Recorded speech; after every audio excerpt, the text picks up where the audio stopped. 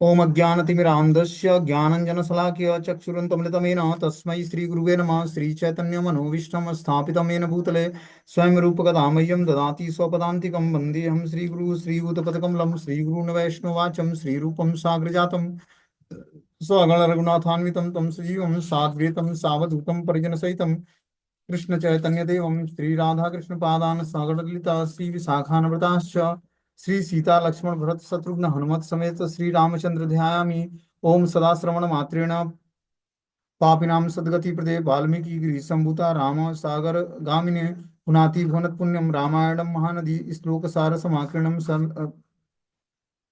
सर्ग कल्लोल संकुलम कांड ग्राहा महामीनम वंदे रामायणानुम कूजितं राम रामेति मधुरं मधुराक्षरम आरुह्य कविता शाखा वंदे वाल्मीकि कोकिलं य पिबंत सततं रामचरितामृत सागरम अतृप्तस्य मुनि वंदे प्राचेतं समकल्मषाम् मनोजवं मारुततुल्यवेगं जितेन्द्रियां बुद्धिमतं वरिष्ठं वातात्मजो वानरयुक्तं मुख्यं श्रीरामदूतं शिरसा नमामि। वेदेहि सहित सुरद्रुमतले हेमे महामंडपे मध्ये पुष्पकमासने मणिमये वीरासने सस्थिरम् अग्रे वाचयितुं प्रभजनं सुतं तत्त्वं मुनिभ्यं परं व्याख्यन्तं भरतादिभिः परं भृत्यं रामं भजे श्यामलं। वामे भूमिसुता पुरस्तु हनुमान् पश्चात् सुमित्रासुतं शत्रुघ्नो भरतस्य पार्श्वो दल्ले दुकोणेषु च सुग्रीवश्च विभीषणश्च युराट तारासुतं जाम्वानं मध्ये नीलसरोजकोमलरुचिरं रामं भजे श्यामलं। रामं रामानुजं सीता भरतं भरतानुजं सुग्रीववायुसूनं च प्रणमामि पुनः पुनः। नमस्तुते रामाय सलक्ष्मणाय दिव्ये च तस्यै जनकात्मजाय नमस्तुते रुद्रे यममानिलेभ्यो नमस्ते मरुतः चन्द्रमरुद्गणेभ्यं चरितं रघुनाथस्य शतकोटिप्रविस्तरम् एकैकमक्षरं पुंसा महापातकनाशनम्। वाल्मीकि गिरि संभूता राम भुवनिधि संगताम श्रीमद्नारायणी गंगा पुनाति गुणत्रयम्। वाल्मीकि मुनि सिंहस्य कविता वनचारिणी शृण्वं राम कथानादम को न यान्ति परां गतिम्। नीलाम्बुजस्यां मरुकोमलांगं सीता समारो पृथ्वाम्य भाग्यं पाणोमहस्य चारुचापं नमामि रामं रघुवंशनाथम्। जय श्री कृष्ण चैतन्य प्रभु नित्यानंद श्री अद्वैत गदाधर श्रीवासादि श्री गौर भक्तवृंद। हरे कृष्णा कृष्ण कृष्णा हरे हरे, हरे राम राम राम हरे हरे। तो इसमें आज हम लोग वाल्मीकि रामायण का बाल कांड हम लोग पढ़ रहे थे। तो कल हमने बताया था भगवान श्री राम जो है अपने गुरु विश्वामित्र मुनि से आदेश पाकर और उनको अपने गुरु के साथ आगे जो है मिथिला में प्रवेश करते हैं। उससे पहले भगवान अहिल्या का उद्धार करते हैं। अहिल्या एक शिला के रूप में परिवर्तित हो जाती है और भगवान अपने चरणों को टच करते हैं। चरणों के टच होने मात्र से वो पत्थर जो है स्त्री का रूप धारण कर लेता है, जो स्वयं अहिल्या माता होती हैं। ठीक है ना। अब आगे जो है श्री लक्ष्मण राम और लक्ष्मण के साथ पधारे महर्षि विश्वामित्र का सम्मान होता है कहाँ पर? जनकपुर में। महर्षि गौतम के आश्रम से चलकर महर्षि विश्वामित्र के साथ श्री राम महाराजा जनक की यज्ञशाला में आए, जहां पर ऋषियों का समुदाय विद्यमान था। महर्षि विश्वामित्र ने ऐसे एकांत स्थान में डेरा डाला जहां जल की सुविधा हो। महर्षि विश्वामित्र का आगमन जानकर महाराजा जनक अपने पुरोहित सतानंद जी के साथ आकर उनका सत्कार किए। जब विश्वामित्र मुनि जनकपुर में पहुंचते हैं तो उनके सत्कार के लिए राजा जनक और उनके पुरोहित जो थे सतानंद जी, वो उनके सत्कार के लिए आते हैं। महर्षि विश्वामित्र ने महाराजा जनक का कुशल समाचार पूछा। महाराजा जनक ने हाथ जोड़कर कहा कि आप इन मुनियों के साथ आसन पर विराजिए।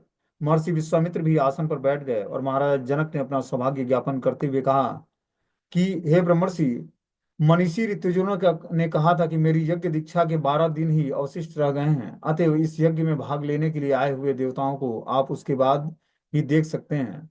इसके बाद महाराजा जनक ने हाथ जोड़कर महर्षि विश्वामित्र से पूछा कि ये दोनों राजकुमार कौन हैं? ये आपके सौंदर्य से तो अश्वनी कुमारों की भी को भी तिरस्कृत करते हैं। ये किस उद्देश्य से यहाँ पैदल ही पधारे हैं? महर्षि विश्वामित्र ने बताया कि ये दोनों महाराजा दशरथ के पुत्र हैं, अयोध्या के राजकुमार हैं।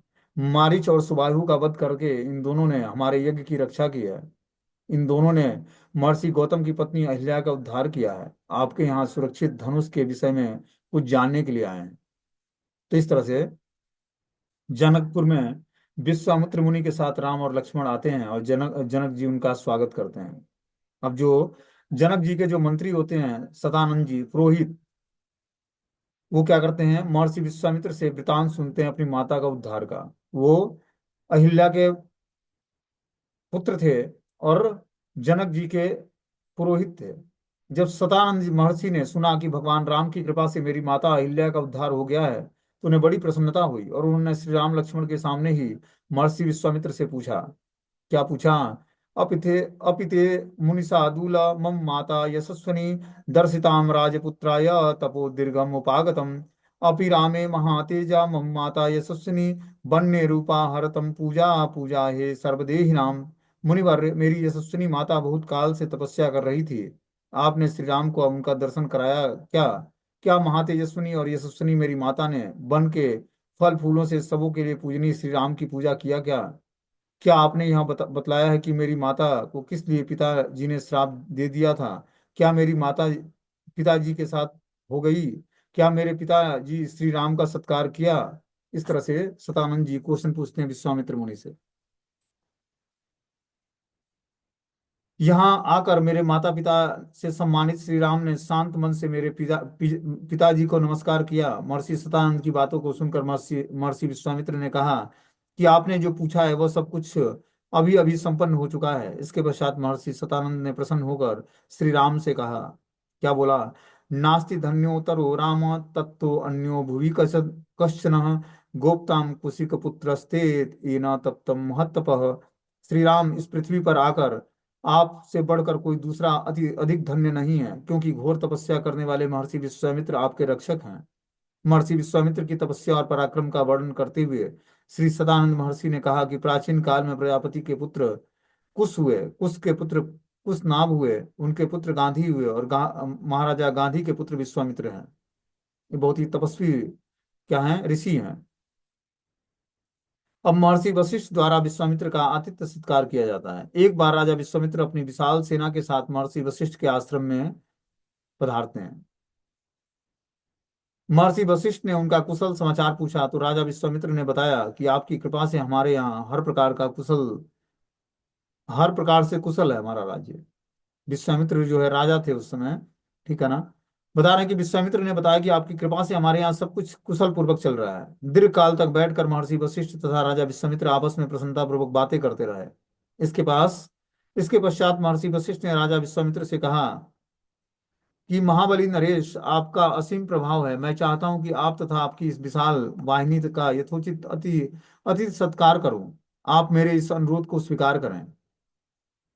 राजन, आप अतिथियों में श्रेष्ठ हैं, अतएव प्रयत्न पूर्वक आपका सत्कार करना मेरा कर्तव्य है। अतएव मेरे द्वारा किए जाने वाले इस सत्कार को आप स्वीकार करें। तो विश्वामित्र मुनि एक बार वशिष्ठ मुनि के आश्रम में आते हैं, कुटिया में। तो विश्वामित्र मुनि को ग्लोरीफाई करते हैं वशिष्ठ जी कि आप एक राजा हैं, और इतने सारे आप अपने जो है राज्य के साथ लोगों के साथ आप आए हैं हमारे वहां, तो हमारे वहां आपका सत्कार किया जाना चाहिए। अतिथि सत्कार को आप स्वीकार करें हमारे वहां। मैं प्रयत्न पूर्वक आपका सत्कार करना चाहता हूँ, जो कि मेरा कर्तव्य है। पहले तो राजा विश्वामित्र ने कहा कि आपने फल फूल से मेरा सत्कार किया है, उसी से मैं अत्यंत प्रसन्न हूँ। बस आप मेरे ऊपर अपनी दया दृष्टि बनाए रखें, इतना ही मैं चाहता हूँ। किंतु जब वशिष्ठ ने बार बार आग्रह किया तो राजा विश्वामित्र ने कहा, मैंने आपका निमंत्रण स्वीकार किया है।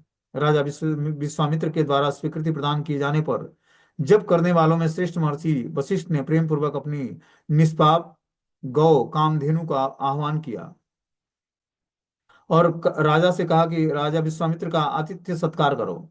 इस तरह से वो अपने गाय कामधेनु को आदेश देते हैं। कौन? वशिष्ठ मुनि विश्वामित्र मुनि के आतिथ्य सत्कार के लिए अपने गाय को आदेश देते हैं।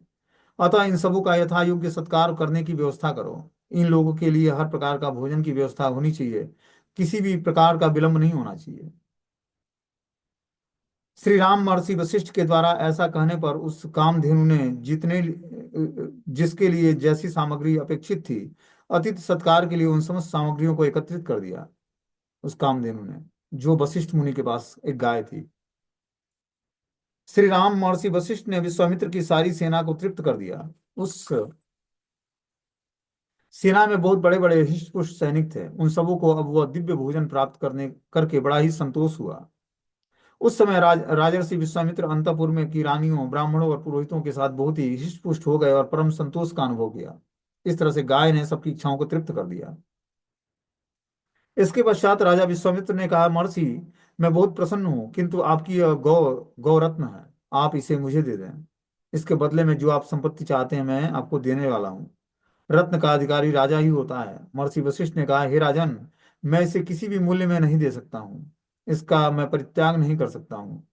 जिस तरह से मनस्विनी पुरुष की कीर्ति उसके अलग नहीं की जाती, उसी तरह सदा मेरे साथ रहने वाली यह गौ मुझसे अलग नहीं हो सकती है। इसी के द्वारा मेरे देव और पैतृकारी और जीवन निर्वाह संभव होता है। यह गौ ही मेरा सर्वस्व है, अतः मैं इस गौ को नहीं दे सकता। जब महर्षि वशिष्ठ किसी भी कीमत पर कामधेनु को देने के लिए तैयार नहीं हुए, तो राजा विश्वामित्र ने उस कामधेनु को बलपूर्वक घसीटते हुए ले जाने का प्रयास किया। राजा विश्वामित्र के द्वारा बलपूर्वक घसीटते हुए ले जाने पर कामधेनु सोच रही थी कि मैंने कौन सा अपराध किया है जो वशिष्ठ मुनि ने मेरा परित्याग कर दिया है।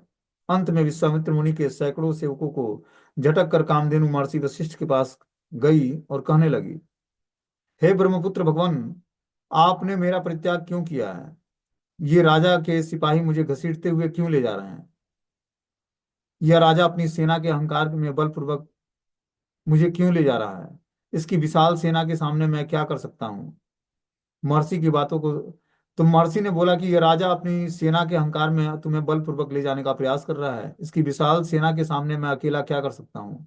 महर्षि की बातों को सुनकर कामधेनु ने कहा, न बलम क्षत्रिय यस्याहु ब्राह्मणा बलवत्तरम ब्रह्मणम ब्रह्म बलम दिव्यम छात्रायम बलवत्तरम। ब्राह्मण क्षत्रिय का बल कोई बल नहीं होता है। क्षत्रियों से ब्राह्मणों को बल श्रेष्ठ है। ब्राह्मण का बल दिव्य होता है। और आप मुझे आज्ञा दे कि मैं इसकी सेना के अहंकार को मिट्टी में मिला सकूं।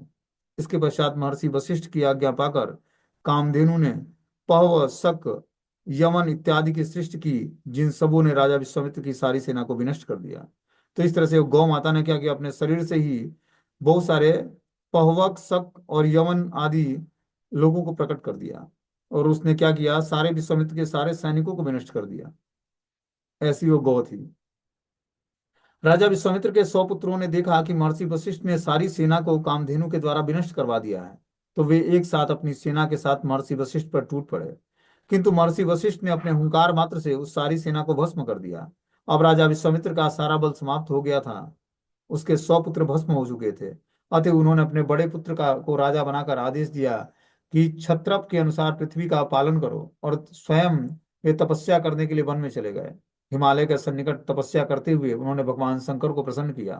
प्रसन्न होकर भगवान शिव ने उन्हें दर्शन दिया और वरदान मांगने के लिए कहा। तो तपस्वी विश्वामित्र ने कहा कि हे प्रभु भगवान शिव, यदि आप मुझ पर प्रसन्न हैं तो अंग उपांग उपनिषद और रहस्यों के साथ आप मुझे धनुर्वेद प्रदान करें। देवताओं, दानवों, महर्षियों, गंधर्वों, यक्षों और राक्षसों के पास जो जो अस्त्र हों, वे सब के सब आप कृपा करके मुझे प्रदान करें। देवादिदेव महादेव, यदि मेरा मनोरथ है, इसे ही आप पूर्ण कर दें। भगवान शिव ने कहा कि ऐसा ही होगा। उस समय समस्त ग्राम को प्राप्त कर तपस्वी विश्वामित्र तृप्त हो गए। उन्होंने समझा कि अब तो मैं महर्षि वशिष्ठ को विनष्ट कर दूंगा। इसके पश्चात तपस्वी विश्वामित्र महर्षि वशिष्ठ के आश्रम में आकर अपने दिव्य अस्त्रों का प्रयोग करने लगे, जिसे देखकर सभी मुनिगण इधर उधर भागने लगे। महर्षि वशिष्ठ के सभी पुत्र और शिष्यगण भाग रहे थे। इस तरह एक मुहूर्त में ही संपूर्ण आश्रम सुनासाना हो गया। यह देखकर महर्षि वशिष्ठ ने कहा कि डरो मत, आज मैं गादी पुत्र विश्वामित्र को उसी तरह विनष्ट कर दूंगा जिस तरह सूर्य कोहरे को विनष्ट कर देता है। उन्होंने विश्वामित्र से कहा, अरे दुष्ट, तुमने मेरे चिरकाल से समृद्ध आश्रम को विनष्ट किया है, अतएव अब मैं तुम बच नहीं पाओगे। ऐसा कहकर महर्षि वशिष्ठ धूम रहित कालाग्नि के समान क्रोध में जलने लगे, और दूसरे यमदंड के समान उन्होंने अपना ब्रह्मदंड उठाया। विश्वामित्र भी आग्नेय अस्त्र लेकर महर्षि वशिष्ठ को ललकारने लगे। तब महर्षि वशिष्ठ ने अपना ब्रह्मदंड उठाकर तपस्वी विश्वामित्र से कहा कि लो, मैं खड़ा हूं, तुम्हारे पास जो बल है उसको दिखाओ। महर्षि वशिष्ठ ने कहा कि क्षत्रिय अधम, कहाँ तेरा छात्र बल और कहाँ उत्तम ब्रह्म बल, दोनों ही की कोई तुलना नहीं है। मेरे दिव्य बल को देखो। महर्षि वशिष्ठ के ब्रह्मदंड के सामने आग्नेय अस्त्र शांत हो गया। इसके पश्चात तपस्वी विश्वामित्र ने वरुणा अस्त्र, रौद्र अस्त्र, पशुपात अस्त्र इत्यादि सैकड़ों दिव्य अस्त्रों का प्रयोग किया, किंतु वे सब के सब व्यर्थ हो गए। उन सबों को अकेला ब्रह्मदंड निगल गया। सबों के अंत में विश्वामित्र ने ब्रह्मास्त्र को उठाया। उस समय तो त्रैलोक्य कांपने लगा, किंतु महर्षि वशिष्ठ के ब्रह्मदंड ने उन्हें भी निगल लिया। उस समय महर्षि वशिष्ठ का रूप अत्यंत भयंकर था। महर्षि वशिष्ठ के रोम रोम से धूम धूम निकल रहा था। उनके हाथ में ब्रह्मदंड चमक रहा था। यह देखकर ऋषियों ने महर्षि वशिष्ठ से प्रार्थना की। क्या बोला ऋषियों ने?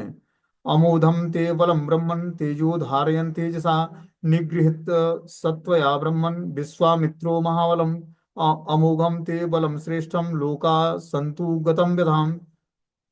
ब्रह्मन ने, आपका तेज अमोघ है, आपके तेज को आप अपने तेज में ही समेट कर लीजिए। आपने विश्वामित्र को परास्त कर दिया है। मुनिवर, आपका बल अमोघ है। अब आप शांत हो जाइए, जिससे कि सारा लोग सुखी हो जाए।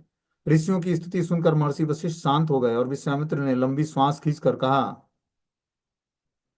कि धिक्कार है क्षत्रिय के बल पर। वस्तुतः ब्रह्म तेज से प्राप्त होने वाला बल ही बल है। अकेले ब्रह्मदंड ने मेरे समस्त अस्त्रों को निगल गया है।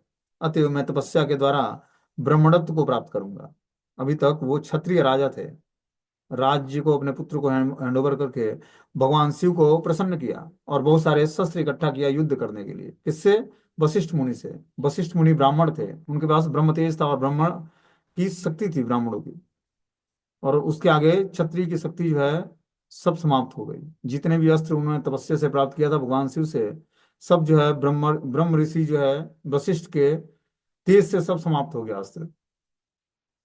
अब विश्वामित्र मुनि सोचते हैं कि मैं तपस्या करके राज ऋषि पद को त्याग करके और जो है ब्रह्म ऋषि बन जाऊंगा। इसके लिए अब तपस्या शुरू करते हैं। महर्षि वशिष्ठ द्वारा पराजित हो जाने पर तपस्वी विश्वामित्र के मन में बड़ा ही कष्ट हुआ। वे अपनी पत्नी के साथ दक्षिण दिशा में जाकर घोर तपस्या करने लगे। वहीं उनके चार चार पुत्र हुए, हविष्यंत, मनुष्यंत, दृष्ट नेत्र और महारथ। वे सब के सब सत्यपरायण धर्मपरायण थे। तपस्या करते हुए पूरे 1000 वर्ष बीत जाने पर लोक पितामह ब्रह्मा जी आए और उन्होंने तपस्वी विश्वामित्र से कहा कि जीता राजर्षि लोकास्ते तपसा कुशिकात्मनः अनेन तपसा त्वाम ही राजर्षि रीति विद्यते। कुशिक नरेश, तुमने तपस्या के द्वारा राजर्षियों के लोकों पर विजय प्राप्त कर लिया है। अतएव हम तुम्हें राजर्षि समझते हैं। यह कहकर ब्रह्मा जी अपने लोक को चले गए। इधर राजर्षि विश्वामित्र को कष्ट था कि इतनी तपस्या के बाद मैं राज ऋषि बना हूँ, मुझे ब्रह्म ऋषि पद नहीं मिला है, अतः मैं पुनः तपस्यारत रहूंगा। इस तरह से फिर से वो, अभी ब्रह्मा जी उनको ब्रह्मर्षि पद नहीं दिया उन्होंने, अभी उनको राज ऋषि पद दिया कि राजा भी रहो और ऋषि भी रहो। लेकिन उनको ब्रह्मर्षि पद प्राप्त करना था, जो ब्राह्मण का पद होता है। तो फिर क्या करते हैं, तपस्यारत हो जाते हैं।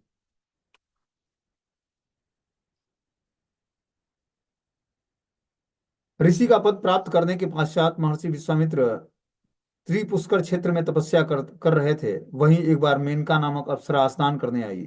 उसका अप्रतिम सौंदर्य देखकर ऋषि कामासक्त हो गए। ऋषि विश्वामित्र ने मेनका से कहा कि अप्सरे स्वागतम तेस्तु वसम चेहम ममाश्रमे अनिगृहस्वम भद्रम ते मदनेन विमोहितम। अप्सराए, तुम्हारा स्वागत है। कामासक्त मुझको तुम अपना बना लो और मेरे आश्रम में निवास करो। इसके बाद विश्वामित्र मुनि ने कि आश्रम में मेनका ने 10 वर्षों तक निवास किया। इतना समय बीत जाने पर ऋषि विश्वामित्र चिंतित हो गए। उन्होंने जान लिया कि देवताओं ने यह मेरी तपस्या में विघ्न उपस्थित किया है।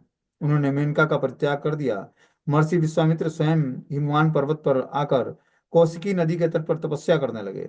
यहाँ पर महर्षि विश्वामित्र को तपस्या करते 1000 वर्ष बीत गया। सभी देवता भयभीत हो गए और देवता और ऋषिगण महर्षि विश्वामित्र को महर्षि पद प्रदान किया।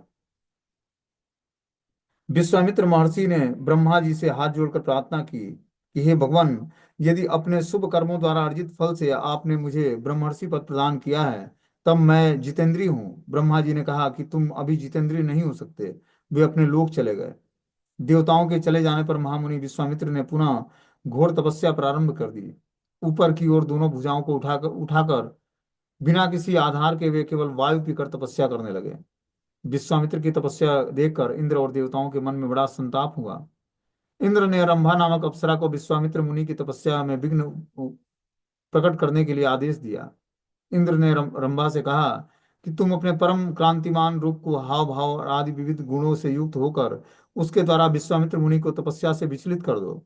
इंद्र की आज्ञा पाकर रंभा अपनी सभी काम आदि सहायकों के साथ जाकर विश्वामित्र महर्षि को मोहित करने का प्रयास करने लगी। महर्षि विश्वामित्र ने जान लिया कि ये इंद्र के ने मेरी तपस्या में विघ्न करने के लिए भेजा है। उन्होंने क्रुद्ध होकर रंभा को श्राप दे दिया कि हे दुर्भगे रंभे, मैं काम और क्रोध पर विजय प्राप्त करना चाहता हूँ और तुम मुझे लुभाती हो। अतएव तुम 10,000 वर्ष तक पत्थर की प्रतिमा बनकर खड़ी रहो। तुम्हारा उद्धार कोई तपस्वी ब्राह्मण वशिष्ठ ही करेंगे। इसके पश्चात विश्वामित्र को बड़ा ही मानसिक कष्ट हुआ। उन्होंने निश्चय कर लिया कि अब न तो मैं बोलूंगा और न ही श्वास लूंगा। तो तपस्या करते हुए व्यक्ति को न तो ज्यादा किसी से बोलना चाहिए, न श्राप देना चाहिए। कौशिकी तट का परित्याग करके महर्षि विश्वामित्र पूर्व दिशा की ओर घोर तपस्या करने लगे। 1000 वर्ष तक तपस्या करने के बाद जब महर्षि विश्वामित्र अन्न खाना चाहते थे, उस समय इंद्र ने ब्राह्मण का रूप धारण करके उस सिद्ध अन्न को मांग लिया और विश्वामित्र ने उस अन्न को ब्राह्मण को दे दिया। किंतु क्रोध किए बिना वे 1000 वर्ष तक मौन रहकर बिना श्वास लिए ही तपस्या करने लगे। इस बार महर्षि विश्वामित्र के सिर से धुआं निकलने लगा। देवताओं ने जाकर ब्रह्मा जी से कहा कि विश्वामित्र की तपस्या से लोग विनष्ट हो जाएंगे। इससे पहले कि आप उनको मनोअभिलाषित वरदान प्रदान करके उन्हें अनुग्रहित करें। देवताओं के साथ ब्रह्मा जी विश्वामित्र महर्षि के पास आए और बोले कि ब्रह्मर्षि, तुम्हारा स्वागत है, हम तुम्हारी तपस्या से बहुत प्रसन्न हैं। हे कौशिक नरेश नंदन, तुमने अपनी उग्र तपस्या से ब्रह्मणत्व को प्राप्त कर लिया है। इसके पश्चात ब्रह्मर्षि विश्वामित्र ने ब्रह्मा जी तथा देवताओं को प्रणाम किया। देवगण, यदि मुझे ब्रह्मणत्व और दीर्घ आयु की प्राप्ति हो गई होती तो मैं अहंकार, खडकार और चारों वेद स्वयं आकर मेरा वर्ण करते, तथा क्षत्र वेद तथा ब्रह्म वेद के सर्वश्रेष्ठ ज्ञाता महर्षि वशिष्ठ स्वयं आकर मुझे ब्राह्मण शब्द से अभिहित करते। देवताओं ने महर्षि वशिष्ठ की प्रार्थना की तो महर्षि वशिष्ठ जी स्वयं आकर विश्वामित्र से मित्रता की और उन्होंने ब्राह्मण शब्द से अभिहित किया। विश्वामित्र ने वशिष्ठ मुनि की पूजा की और इस प्रकार महर्षि विश्वामित्र के वृत्तांत का विशद वर्णन करते हुए महर्षि सतानंद जी चुप हो गए। महाराजा जनक ने भी महर्षि विश्वामित्र का तथा श्री राम लक्ष्मण का सत्कार करके कहा कि कल प्रातः काल मैं आपका दर्शन करूंगा। तो इस तरह से सतानंद जो पुरोहित थे जनक महाराज के, उन्होंने ग्लोरीफाई किया किसको, विश्वामित्र मुनि की स्टोरी बताई कि किस तरह से वो राज ऋषि से और ब्रह्म ऋषि बने। राज ऋषि होता है जो राजा और ऋषि होता है, ब्रह्म ऋषि ब्राह्मण होता है और वो ऋषि होता है। तो ये अंतर होता है। अब जो है जनक महाराज बोलते हैं कि मैं आप लोग यहाँ पर सत्कार पूर्वक उन लोगों को अपने राजमहल में निवास दिया और सत्कार, उचित सत्कार करके, और बोला कि प्रातः काल मैं आप लोगों का दर्शन करूंगा। प्रातः काल होने पर महाराजा जनक ने श्री राम और लक्ष्मण के साथ महर्षि विश्वामित्र को बुलाकर उनका सम्मान किया और पूछा कि मैं आपका किस आदेश का पालन करूं। महर्षि विश्वामित्र ने कहा कि दोनों महाराजा दशरथ के पुत्र और विश्वविख्यात क्षत्रिय वीर हैं। आपके यहाँ सुरक्षित श्रेष्ठ धनुष को ये देखना चाहते हैं। इस बात को सुनकर महाराजा जनक ने कहा कि दक्ष यज्ञ में के विध्वंस हो जाने पर भगवान शंकर ने अचानक इस धनुष को उठाकर देवताओं से कहा कि आप लोगों ने मुझे यज्ञ में भाग नहीं दिया है, अतः मैं आप सबों का सिर काट डालूंगा। यह सुनकर देवता डर गए और भगवान शंकर की प्रार्थना करने लगे। भगवान शिव प्रसन्न होकर इस धनुष का धरोहर के रूप में मेरे पूर्वज देवरात को दे दिया। एक बार यज्ञ करने के लिए जब मैं हल जोत रहा था तो हल के अग्रभाग से लगभग पृथ्वी से मेरी अयोनिज पुत्री सीता निकली। वह मेरे यहाँ बढ़ने लगी। उसके सौंदर्य को सुनकर अनेक राजा मेरे वहां आने और मैंने कहा कि जो इस सभ्य धनुष को उठा लेगा, भगवान शिव के द्वारा दिए हुए धनुष को उठाएगा, उसके साथ ही मैं अपनी वीर्य शुल्का पुत्री का विवाह करूंगा। इसके पश्चात सभी राजाओं ने प्रयास किया किंतु इस धनुष को वे नहीं उठा सके। इसके बाद सभी राजाओं ने मेरी नगरी के चारों ओर से घेर कर युद्ध करना प्रारंभ किया। 1 वर्ष में मेरे सभी साधन समाप्त हो चुके। तब मैंने देवताओं की आराधना की। देवताओं ने मुझे चतुरंगड़ी सेना प्रदान की। उस सेना ने मार कर सभी राजाओं को भगा दिया। श्री राम भी यदि इस धनुष को उठा सकें तो उनका विवाह मैं सीता के साथ में कर दूंगा। महाराज जनक की बातों को सुनकर महामुनि विश्वामित्र ने कहा कि आप श्री राम को धनुष दिखाएं।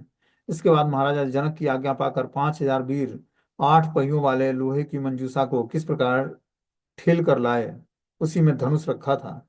लाए गए धनुष को देखकर महर्षि विश्वामित्र ने श्री राम से कहा कि वत्स रामा धनु पश्यम, वत्स राम धनुष को देखो। महर्षि का आदेश पाकर श्री राम ने बिना प्रयास के धनुष को उठा लिया। ज्यों ही उसे चढ़ाए कि वह धनुष बीच से टूट टूट गया। धनुष के टूटने की आवाज से मुनिवर विश्वामित्र, राजा जनक और श्री राम लक्ष्मण को छोड़कर वहां पर जितने लोग थे बेहोश होकर गिर पड़े। जब सब लोग होश में आए तो महाराज जनक ने निर्भय होकर महर्षि विश्वामित्र से कहा, क्या बोला, भगवान दृष्टवीर्यो में रामो दशरथात्मज आत्मज अत अद्भुतम चिंतम तम च अत्कृतमिदम मया। भगवान मेरे दशरथ नंदन श्री राम का पराक्रम अपनी आंखों से देखा है। भगवान शिव के धनुष को चढ़ाना यह अत्यंत अद्भुत, अचिंत और अतार्किक घटना है। अब सीता श्री राम की पत्नी रूप में रहकर जनक वंश की कीर्ति का वर्धन करेगी। आज मेरी प्रतिज्ञा सत्य हो गई। भगवान, आप यदि आज्ञा दें तो मैं अपने मंत्रियों को महाराजा दशरथ को बुलाने के लिए भेजूं। और महर्षि विश्वामित्र की आज्ञा पाकर महाराजा जनक ने मंत्रियों को महाराजा दशरथ को निमंत्रित करने के लिए अयोध्या भेज दिया। 3 रात्रि के बीच में निवास करके महाराजा जनक के दूत अयोध्या पहुंचे, महाराजा दशरथ का दर्शन किया और महाराजा जनक का संदेश सुनाया। दूतों ने बताया कि महर्षि विश्वामित्र के साथ मिथिला में पधारे आपके पुत्र राम और लक्ष्मण निवास कर रहे हैं। श्री राम ने भगवान शिव के धनुष को तोड़ दिया है। महाराज जनक अपनी पुत्री सीता का विवाह श्री राम के साथ करना चाहते हैं। अतएव आप अपने उपाध्यक्ष तथा पुरोहितों आदि स्वजनों के साथ बारात लेकर जनकपुरी पधारें। दूतों की बातों को सुनकर प्रसन्न महाराजा दशरथ ने यह समाचार महर्षि वशिष्ठ और अपने मंत्रियों को सुनाकर कहा कि हम बारात लेकर कल प्रस्थान करेंगे। मंत्रियों ने महाराज का स्वागत किया और सबों ने उस दिन रात्रि को सुखपूर्वक बिताया। तो इस तरह से अब बारात जो है, दशरथ जी बारात लेकर जो है मिथिला नगरी में आते हैं। उसके पश्चात रात्रि बीत जाने पर प्रसन्न होकर महाराजा महाराजा दशरथ ने अपने उपाध्यक्ष और पुरोहितों के साथ सुमंत्र से कहा कि आज सभी धनाधिकारी धन और रत्नों को लेकर आगे चलें। चतुरंगनी सेना भी चलेगी। रथ में सर्वोत्तम घोड़े जोते जाएंगे। वशिष्ठ, वामदेव, जाम्बाली, दीर्घायु, महर्षि मार्कंडेय, कश्यप और कात्यायन, ये सभी ब्राह्मण आगे चलेंगे। और मेरा रथ सजाओ जिससे कि देर न होने पाए। दूत मुझे शीघ्रता करने के लिए कह रहे हैं। इसके पश्चात रास्ते में 4 दिन बीत गया। महाराजा दशरथ बारात लेकर मिथिला पहुंचे। महाराज जनक ने उनका सादर सत्कार किया। महाराजा जनक ने महाराजा दशरथ से कहा कि सौभाग्य से मेरी सारी विघ्न बाधाएं समाप्त हो गई हैं। मेरा वंश पूजित हो गया है। आप श्रेष्ठ बल और पराक्रम वाले रघुवंशियों के साथ संबंध होने के कारण हे राजन, कल मेरा यज्ञ समाप्त हो जाने के बाद आप इस समस्त महर्षियों के साथ उपस्थित होकर श्री राम के विवाह का शुभ कार्य संपन्न करें। महाराजा दशरथ ने कहा कि प्रतिग्रहो दातिवंशम श्रुतमेतद मया पुराम यथा बक्षयसि धर्म ततम करिष्यामहे वयम। मैंने पहले ही यह सुन रखा है कि प्रतिग्रह दाता के अधीन होता है। अतएव आप जैसा कहेंगे वैसा हम करेंगे। यह सुनकर सब लोग बहुत प्रसन्न हुए। उधर श्री राम लक्ष्मण भी महर्षि विश्वामित्र को आगे करके महाराजा दशरथ के पास गए। उन्हें देखकर महाराजा दशरथ को बड़ी प्रसन्नता हुई। उन्होंने सुखपूर्वक रात्रि बिताया। महाराजा जनक ने भी अपने दोनों कन्याओं का मंगलाचार करके सुखपूर्वक रात्रि बिताया। प्रातः काल महाराजा जनक ने अपने पुरोहितों सदानंद जी से कहा कि मेरे छोटे भाई कुशध्वज महातेजस्वी और पराक्रमी हैं। उनकी राजधानी इक्षुमती नदी के तट पर सांक्यासन नगरी है। इस शुभ अवसर पर मैं अपने उस भाई को देखना चाहता हूँ। मेरी दृष्टि से वे मेरी इस यज्ञ के संरक्षक हैं। मेरे साथ कुशध्वज भी इस विवाह समारोह का आनंद उठाएंगे। इसके पश्चात श्री सदानंद महर्षि ने लोगों को आदेश दिया कि कुशध्वज को बुलाया जाए। इसके बाद दूतों ने जाकर महाराजा जनक का संदेश महाराजा कुशध्वज को सुनाया। कुशध्वज आकर जब श्री जनक जी के साथ बैठ गए तब जनक जी ने सुदामन नामक अपने मंत्री को आदेश दिया, महाराजा दशरथ को उनके पुत्रों के साथ बुला लाओ। जाकर सुदामन ने महाराजा दशरथ से कहा कि वीर अयोध्यापति विदेहाधिपति महाराजा जनक उपाध्यक्ष उपाध्याय और पुरोहितों के साथ आपका दर्शन करना चाहते हैं। इसके पश्चात महाराजा दशरथ अपने बंधु बांधवों के साथ महाराजा जनक के पास गए और जाकर उन्होंने महाराजा जनक से कहा कि हमारे सभी कार्यों के उपदेशक महर्षि वशिष्ठ ही हैं। यदि महर्षि विश्वामित्र की आज्ञा हो तो ये ही हमारे वंश का परिचय देंगे। इसके पश्चात महाराजा दशरथ के वंश का परिचय देते हुए महर्षि वशिष्ठ ने कहा कि ब्रह्मा जी की मरीचि महर्षि हुए, ब्रह्मा जी के पुत्र मरीचि महर्षि हुए, उनके पुत्र कश्यप महर्षि हुए, कश्यप से विवस्वान हुए और उनके पुत्र वैवस्वत मनु हुए, उनके पुत्र इक्ष्वाकु हुए और उन्हीं उन्हीं के उन्होंने ही इस अयोध्या नगरी को बसाया था। महाराजा इक्ष्वाकु के पुत्र कुक्षी हुए, कुक्षी के बी कुक्षी हुए और बी कुक्षी के वाण और वाण के पुत्र अनरण्य हुए, अनरण्य के पुत्र पृथु और पृथु के पुत्र त्रिशंकु हुए, त्रिशंकु के पुत्र धुंधुमार और धुंधुमार के पुत्र युवनाश्य हुए, उनके पुत्र मानधाता और मानधाता के पुत्र सुसंधि हुए। सुसंधि के पुत्र ध्रुव संधि और ध्रुव संधि के पुत्र भरत और भरत के पुत्र असित हुए। उनका युद्ध है हो तथा ताल जंगों से हुआ। हार कर असित अपनी दो पत्नियों के साथ वन में चले गए। राजा की तो मृत्यु हो गई, किंतु उनकी दो पत्नियां गर्भिणी थी। एक पत्नी ने दूसरे के गर्भ को नष्ट करने के लिए उसे विष दे दिया। उस कालिंदी नामक पत्नी ने जाकर महर्षि च्यवन की प्रार्थना की और महर्षि ने उन्हें उससे कहा कि हे महाभागे, तुम्हारे उदर में महाबलवान और महातेजस्वी महापराक्रमी सुंदर पुत्र है। उसका विष के साथ शीघ्र ही जन्म होगा, अतएव तुम शोक न करो। वो बालक विष के साथ पैदा हुआ तो उसका नाम सगर पड़ेगा। सगर के पुत्र असमंजस हुए, असमंजस के पुत्र अंशुमान हुए। उनके पुत्र दिलीप और दिलीप के पुत्र भागीरथ हुए। दिलीप के पुत्र कुकस्त और कुकस्त के पुत्र रघु हुए। रघु के पुत्र प्रवृद्ध हुए, जो साप के कारण राक्षस हो गए थे। उनके पुत्र संखण और संखण के पुत्र सुदर्शन हुए। उनके पुत्र अग्निवर्ण हुए। उनके पुत्र शीघ्र हुए और शीघ्र के पुत्र मरु हुए। मरु के पुत्र प्रसु शुक्र हुए और प्रसु शुक्र के पुत्र अम्बरीश हुए। अम्बरीश के पुत्र नहुस हुए। नहुस के पुत्र ययाति हुए और उनके पुत्र नाभांग हुए। नाभांग के पुत्र अज हुए और अज के पुत्र महाराजा दशरथ हैं। महाराजा दशरथ के पुत्र श्री राम और लक्ष्मण हुए। इन दोनों के लिए मैं आपकी कन्या का वर्ण करता हूँ, ये दोनों आपकी कन्याओं के लिए योग्य हैं। तो इस तरह से जो है सदानंद महर्षि ने, सॉरी, महर्षि वशिष्ठ ने सारे अपने वंश का परिचय दिया, महाराजा दशरथ के वंश का परिचय कि महाराजा दशरथ का वंश कितना पूजनीय रहा है। एक से एक महारथी उस वंश में प्रकट हुए और उसी वंश में भगवान श्री राम और लक्ष्मण आए अयोध्या नरेश के पुत्र के रूप में। महाराजा दशरथ के कुल का परिचय प्राप्त करके महाराजा जनक ने कहा कि आप मेरे भी वंश का परिचय सुने। प्राचीन काल में धैर्यशाली पुरुषों में श्रेष्ठ, अपने कर्मों में त्रैलोक्य में विख्यात निमि नामक एक राजा हुए। उनके पुत्र मिथि हुए। मिथि के पुत्र जनक हुए। उन्हीं के नाम पर हमारे वंश के राजगण जनक कहलाते हैं। उनके पुत्र उदावसु हुए। उदावसु के पुत्र नंदीवर्धन हुए और उनके पुत्र सुकेत हुए।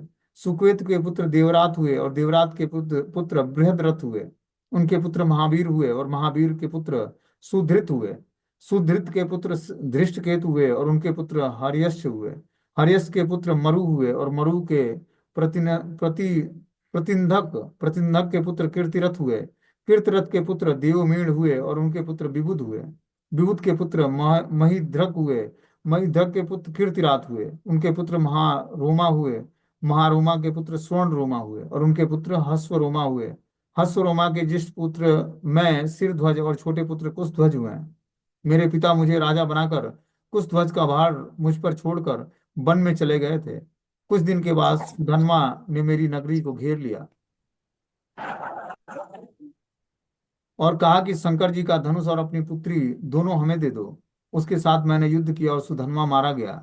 इसके पश्चात मैंने सुधन्वा की राजधानी संकाश्यन नगरी का राजा कुशध्वज को बनाया। मुनिवर, मैं प्रसन्नता के साथ आपके दोनों बहुएं प्रदान करता हूँ, श्री राम के लिए सीता और लक्ष्मण के लिए उर्मिला। अब मंगल के लिए आप राम और लक्ष्मण से गोदान कराएं। आज के तीसरे दिन उत्तर फाल्गुनी नक्षत्र में वैवाहिक कार्य संपन्न होगा। इस तरह से जो है जनक महाराज अपने दोनों पुत्रियों का पाणी ग्रहण संस्कार राम और लक्ष्मण से कराने के लिए तैयार होते हैं और इस तरह से मंगल दान के लिए, मंगल होने के लिए राम और लक्ष्मण से गोदान कराया जाता है और बताया जाता है कि उत्तर फाल्गुनी नक्षत्र में तीसरे दिन आज से वैवाहिक कार्य संपन्न होगा। तो इस तरह से भगवान का विवाह कार्य संपन्न होने के लिए अब फिक्स हो जाता है। बता रहे हैं कि महाराजा जनक की बातों को सुनकर महर्षि वशिष्ठ ने कहा कि आपका तथा इक्ष्वाकु वंश का संबंध अति उत्तम और सम्मान योग्य है। राजन, इन दोनों कुलों को में जो संबंध धर्म संबंध होने वाला है सर्वथा एक दूसरे के अनुकूल है। रूप और वैभव की दृष्टि से योग्य है, क्योंकि सीता तथा उर्मिला श्री राम और लक्ष्मण के अनुकूल है। किंतु इसके विषय में मुझे कुछ और कहना है। आपके छोटे भाई कुशध्वज की दो पुत्रियां अत्यंत सुंदर हैं। उन दोनों का मैं दशरथ नंदन श्री राम के अनुज भरत और शत्रुघ्न की पत्नी के रूप में वर्ण करता हूँ। महर्षि विश्वामित्र की बातें सुनकर महाराजा जनक ने कहा, हे मुनि, मैं इस कुल को धन्य मानता हूँ जिसे आप दोनों इक्ष्वाकु वंश के योग्य समझकर इसके साथ संबंध जोड़ने के लिए स्वयं आज्ञा दे रहे हैं। भरत और शत्रुघ्न भी कुशध्वज की पुत्रियों को अपनी पत्नी के रूप में ग्रहण करके अगले दिन उत्तर फाल्गुनी नक्षत्र में इन चारों पुत्रियों का विवाह होगा। आप लोगों ने चारों पुत्रियों का विवाह निश्चित करके हमारा परम कल्याण किया है। मैं आप लोगों का शिष्य हूँ। इस तरह से जनक महाराज अब वचन देते हैं कि मैं अपने चारों पुत्रियों का, जो दो पुत्री उनके भाई की थी और दो पुत्री इनकी थी, उनका विवाह जो है राम लक्ष्मण और सीता और राम लक्ष्मण भरत और शत्रुघ्न के साथ चारों पुत्रियों का विवाह होगा। ठीक है ना। अब जो है कल भगवान श्री राम का विवाह होता है, तो कल हम लोग सुनेंगे कैसे भगवान श्री राम का विवाह संस्कार होता है। ठीक है ना। हरे कृष्णा।